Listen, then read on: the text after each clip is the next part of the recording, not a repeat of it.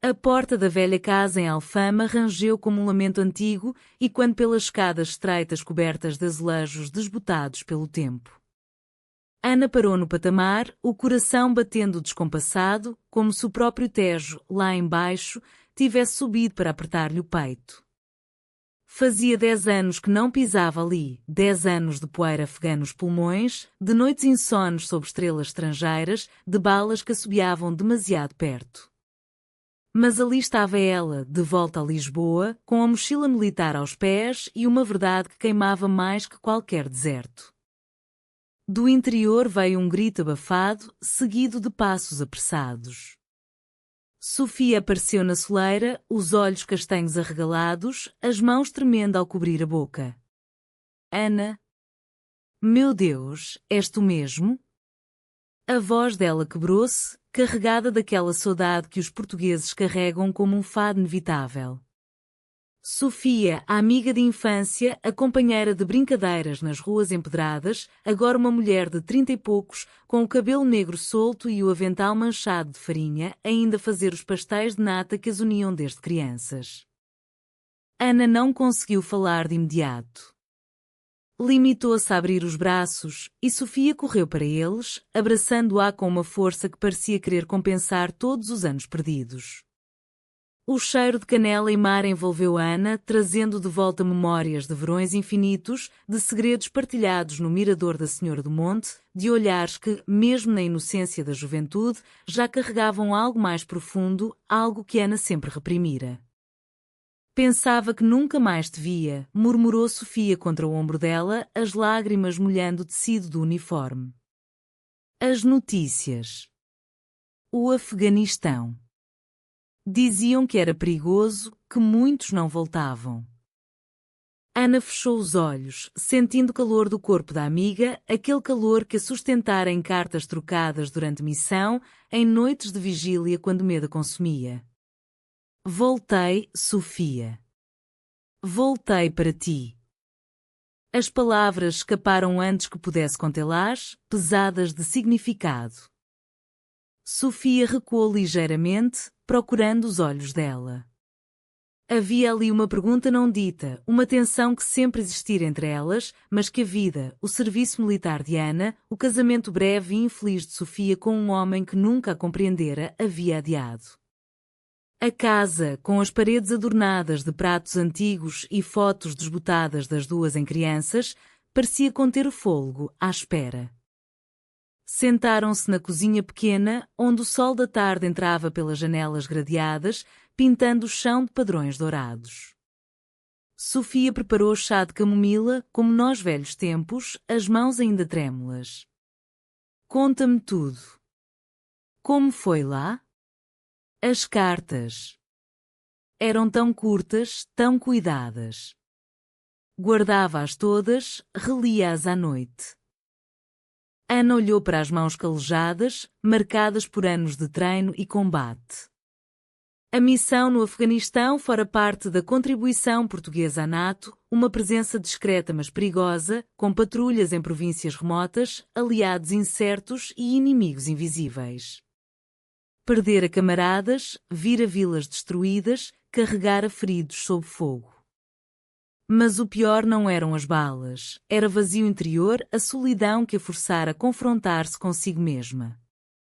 Foi o inferno, Sofia. Mas também me salvou, de certa forma. Hesitou, o coração acelerando. Lá, longe de tudo, percebi o que sempre soube, mas nunca disse. O que sentia por ti não era só amizade. Era amor. Sempre foi. O silêncio caiu como uma onda. Sofia baixou o olhar para a chávena, as faces corando. Fora casada por conveniência, por pressão familiar, num Portugal ainda conservador em certos círculos, apesar das leis progressistas. O casamento durara pouco, terminara em divórcio silencioso, deixando-a sozinha naquela casa herdada da avó. E Ana? Ana fora o seu porto seguro, a pessoa que entendia os seus silêncios, as suas paixões escondidas. Eu? Também sentia, confessou Sofia por fim, a voz baixa, como se temesse que as paredes ouvissem. Mas eras tu que partias para a guerra e eu aqui, presa às convenções. Tinha medo de te perder sem nunca te ter dito. Ana estendeu a mão por cima da mesa, tocando a dela. O contacto foi elétrico, cheio de anos reprimidos. Lá fora, o som de um fado distante subia pelas ruas, uma guitarra portuguesa chorando saudade. Naquele momento, o regresso de Ana não era só do campo de batalha, era regresso a um amor que o tempo e a distância haviam preservado, intacto e profundo. Conversaram até o sol se pôr, recordando infâncias partilhadas, as festas de Santo António nas ruas de Lisboa, as idas ao mar na costa da Caparica, os segredos sussurrados sob as figueiras. Ana falou das noites no Afeganistão, quando lia as cartas de Sofia à luz de uma lanterna, imaginando o rosto dela para afastar o medo. Sofia confessou as noites em que chorara sozinha, temendo que Ana não voltasse, que o destino cruel as separasse para sempre. Quando a noite caiu, com as luzes de Lisboa acendendo-se como estrelas caídas, Ana sentiu uma paz que não conhecera em anos. Mas sabia que aquilo era só o começo. Havia cicatrizes a curar, verdades a enfrentar, uma sociedade que, apesar de avançada, ainda sussurrava julgamentos em certos bairros antigos. Os dias seguintes foram um redescobrir lento, como as marés do Tejo que sobem e descem, revelando tesouros escondidos na areia. Ana instalou-se temporariamente na casa de Sofia, no quarto de hóspedes com vista para o rio, onde o som das gaivotas acordava às manhãs. Lisboa, com as suas colinas íngremes e elétricos rangentes, parecia acolhê-las de volta, indiferente aos segredos que agora partilhavam. Passeavam pelas ruas de Alfama ao entardecer, de mãos dadas timidamente no início, depois com mais ousadia. Sofia mostrava a Ana as mudanças, novos cafés com esplanadas cheias de jovens, murais street art que celebravam a diversidade, o orgulho arco-íris que Lisboa ostentava desde há anos. Portugal mudara enquanto Ana estava longe, o casamento igualitário, a adoção, uma sociedade mais aberta, especialmente nas cidades. Mas nos olhares de alguns idosos nas varandas, ainda havia resquícios de tempos antigos. Tem medo do que dirão? Perguntou Ana uma tarde, sentadas num banco no mirador das Portas do Sol, com a cidade espalhada aos pés como um tapete de telhados vermelhos. Sofia sorriu tristemente. Um pouco. A minha família. A mãe ainda vive no Alentejo, conservadora. Mas contigo ao lado, o medo parece menor. Beijou-a então, um beijo suave, cheio de promessas, ignorando os turistas que passavam. Ana contava mais sobre a guerra. As patrulhas no Helmand, os aliados afegãos que traíam por sobrevivência, a explosão que matara o seu melhor amigo, um rapaz do Porto que sonhava voltar para abrir uma pastelaria. Lá aprendi que a vida é frágil demais para esconder quem somos. Quando vi camaradas caírem, pensei em ti. Em como te amava e nunca dissera. Sofia escutava, os olhos marejados, acariciando a cicatriz no braço de Ana, uma marca de estilhaços. Eu esperava por ti, Ana. Mesmo casada, mesmo infeliz, eras tu que ocupavas os meus sonhos. A saudade era um fado que cantava sozinha. Uma noite, foram a uma casa de fado no bairro Alto. A fadista, uma mulher de voz rouca e olhar profundo, cantava sobre amores perdidos e reencontrados. As palavras ecoavam nelas. O amor é como o mar, vem e vai, mas deixa marcas eternas. Ana apertou a mão de Sofia sob a mesa, sentindo que o passado de guerra se dissolvia naquela melodia. Mas nem tudo era serenidade. Ana acordava com pesadelos, suada, gritando nomes de camaradas mortos. Sofia acalmava-a, abraçando-a até o tremor passar. Estás em casa agora. Comigo. Começaram a planear o futuro. Ana pensava em deixar o exército definitivamente, talvez trabalhar na formação de jovens recrutas, partilhar a experiência sem o risco. Sofia, que geria uma pequena livraria no Chiado, sonhava em expandi-la, talvez adicionar um café com vista para Rio. Numa tarde chuvosa, visitaram um museu do fado, onde as guitarras portuguesas expostas pareciam sussurrar histórias de paixão. Como nós, disse Sofia, rindo. Um amor que esperou, que sofreu, mas que venceu. A intimidade crescia devagar, respeitando as cicatrizes de ambas. Beijos roubados nas escadas, abraços longos à janela, conversas até alta noite sobre medos e desejos. Ana sentia-se renascer, o peso da guerra aliviando com cada toque de Sofia. Mas o conflito espreitava. Uma carta chegou do ex-marido de Sofia, pedindo reconciliação por conveniência familiar. Sofia rasgou-a, furiosa. Ele nunca me viu de verdade. Tu vês. E Ana, no fundo, temia não ser suficiente, com as suas memórias sombrias, o corpo marcado. E se os pesadelos não pararem? E se te magoar? Sofia respondeu com um beijo firme. Vamos curar juntas. Como sempre devíamos ter feito. O verão chegou com calor abafado, trazendo as festas populares que enchiam Lisboa de música e cheiro a sardinhas grelhadas. Ana e Sofia participavam, misturando-se na multidão, sentindo a cidade pulsar ao ritmo de marchas populares. Era uma afirmação silenciosa. Estávamos aqui, juntas, num Portugal que as acolhia cada vez mais. Mas o passado de Ana não a deixava em paz. Num encontro com antigos camaradas num bar em Belém, bebeu demais, recordando missões falhadas. Voltou para casa alterada, as palavras duras. Não percebes, Sofia. Lá era vida ou morte todos os dias. Aqui. Parece tudo falso. Sofia, magoada, chorou sozinha no quarto. No dia seguinte, confrontou-a. Não é falso. É real. O nosso amor é real. Mas se a guerra te mudou tanto que não consegues viver em paz, diz-me agora. Ana caiu de joelhos, pedindo perdão. É o trauma.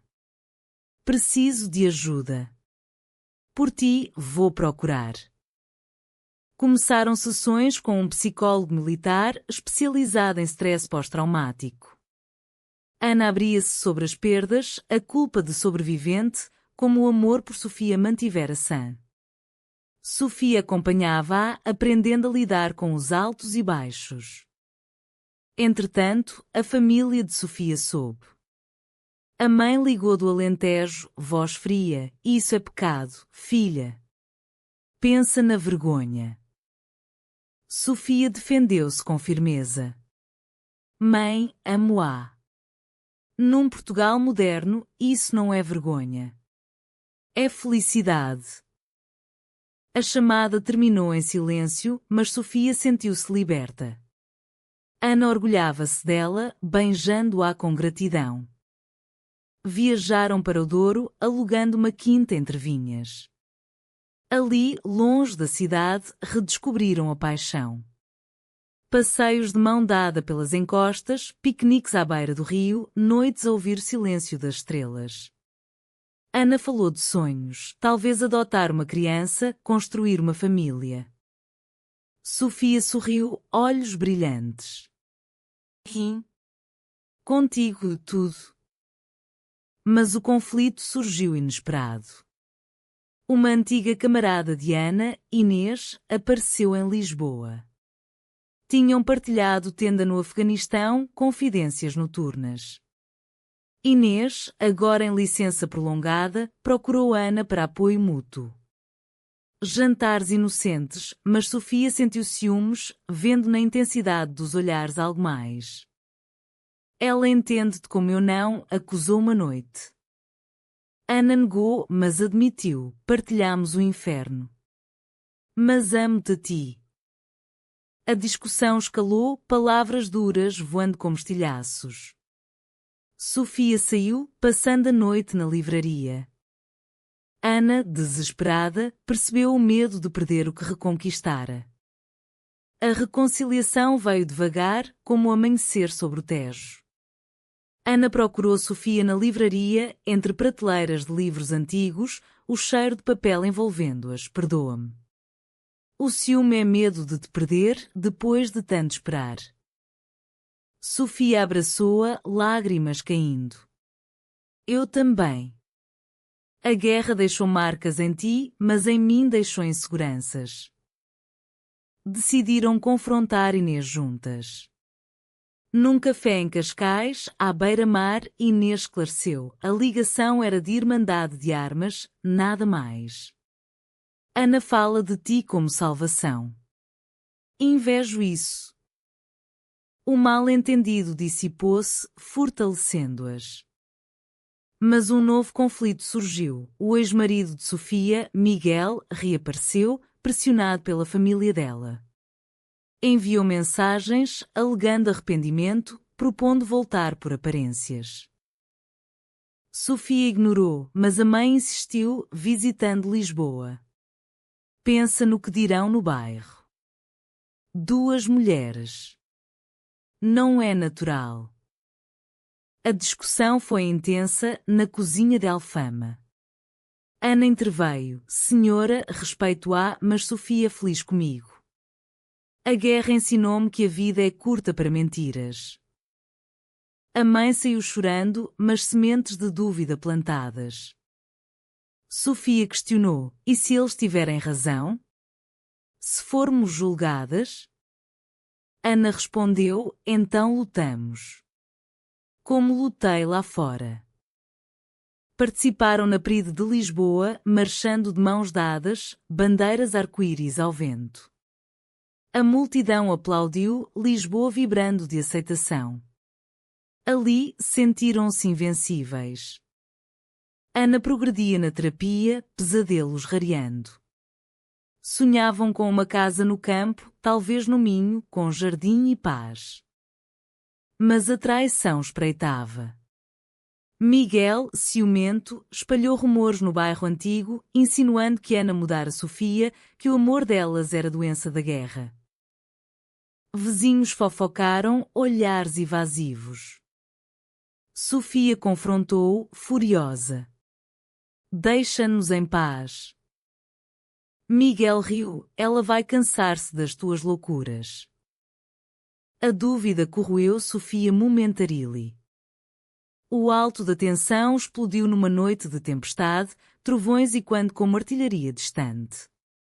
Sofia, abalada pelos rumores, questionou Ana, e se fores embora de novo? Se o exército chamar? Ana, ferida, respondeu duramente, não vou. Mas se duvidas de mim? Separaram-se em quartos diferentes, o silêncio pesado. No dia seguinte, Ana encontrou uma carta antiga de Sofia, escrita durante missão. Espero por ti, sempre. O meu coração é teu. Chorou, percebendo o medo mútuo. Procurou Sofia no mirador favorito. Traímos a nós mesmas com dúvidas. Mas o nosso amor é mais forte.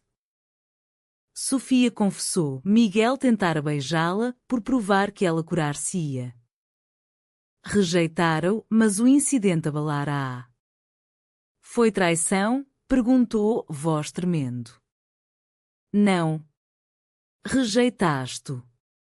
Mas dói. Abraçararam-se sob a chuva, lavando mágoas.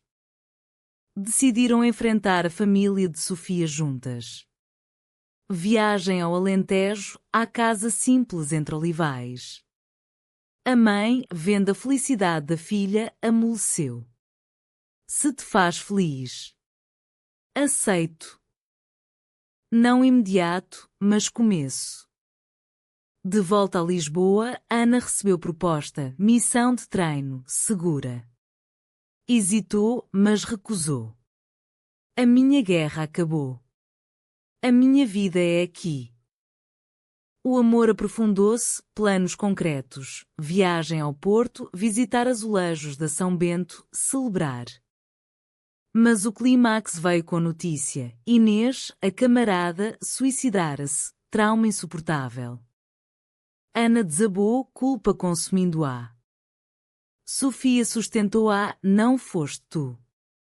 Mas vamos honrá-la, vivendo plenamente. Os meses seguintes foram de cura profunda. Ana envolveu-se em associação de veteranos, ajudando outros com trauma, transformando dor em propósito.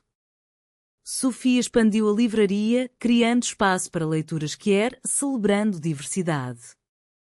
Adotaram um cão, um labrador resgatado, simbolizando nova vida. Numa tarde outonal, voltaram ao Douro, à mesma quinta. Ali, sob vinhas douradas, Ana ajoelhou-se. Sofia, amiga de infância, amor da minha vida. Queres casar comigo? Lágrimas de alegria. Sim. Eternamente. Casaram-se na primavera, cerimónia íntima numa capela antiga em Sintra, rodeadas de amigos e família reconciliada. Vestidos simples, flores silvestres, fado ao fundo. A mãe de Sofia abençoou-as, emocionada. Anos depois, com uma filha adotada, olhavam o Tejo da varanda. A guerra trouxera dor, mas também clareza. A confissão fortalecera laços eternos. Num Portugal acolhedor, o amor delas era testemunho. Apesar de traições, dúvidas, cicatrizes, o coração humano prevalece, humano e perene. Viviam a saudade transformada em presença, o fado em alegria.